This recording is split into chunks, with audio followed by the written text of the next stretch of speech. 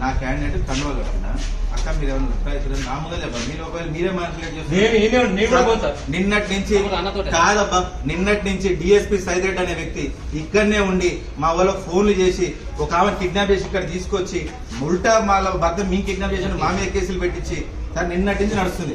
నిన్న రాత్రి 3 గంటలకు కూడా ఆమెతో మీరు కంప్లీట్ గా వీడియో రికార్డింగ్ తీసుకోమని నేను ఏమంటున్నా, జరుగుతున్న దాంట్లో పోలీసు వాళ్ళు హెవీగా ఇన్వాల్వ్ అయ్యారు కాబట్టి నాకు కొంచెం నేను యాజ్ ఇన్ఛార్జ్ గా బీఆర్ఎస్ పార్టీ ఇన్ఛార్జ్ గా ఆమె దగ్గర ఉందాం, మీ మధ్యలోనే ఉంటా.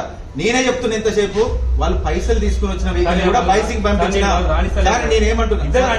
నేనేమంటున్నా, మీరు కూడా మా మీద నమ్మకం లేదు, మీరు ఫోన్లు తీసి పక్కన పెట్టండి, పోలీసు వాళ్ళు అక్కడ ఉండండి, రెడీ బిల్లింగ్. సార్ ఇక్కడ ఫోన్లు ఎవరు ఉండకండి. సార్ నేను ఏమంటున్నా, సార్ మీరు నిన్నటి నుంచి డిఎస్పీ సైదిరెడ్డి గారి కంప్లీట్ ఆల్ ఫోన్స్ మీరు సార్ ట్రాకింగ్ చేయండి. ఇక్కడనే ఉన్నాడు ఆయనకి, ఇక్కడ ఆయన డ్యూటీ లేదు, ఆయన ఇక్కడనే ఉండి మొత్తం రాజకీయం చేస్తున్నాడు. ఒక పోలీస్ కాకుండా ఒక రాజకీయ నాయకుడిలాగా డ్యూటీ చేస్తున్నాడు. నా వాదన ఏంటంటే ఆల్రెడీ 10వ వాటిని బెదిరించి వాళ్ళకి పైసలు చూపించి అన్ని చేసి యునానిమస్ చేసినారు. నేను అడిగే ఒకటి రిక్వెస్ట్, ఒక్కసారి ఆమెకు దండం పెట్టి వెళ్ళిపోతాను. ఎందుకంటే ఒకసారి దండం పెట్టి వెళ్ళిపోతాను, నువ్వే ఉంటావు సార్. నేను ఏమంటావు, దండం పెట్టి వెళ్ళిపోతాను. అందుకే నా దగ్గరకు వచ్చి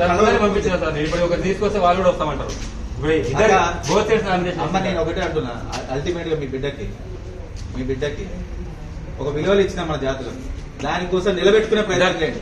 అర్థమవుతుంది.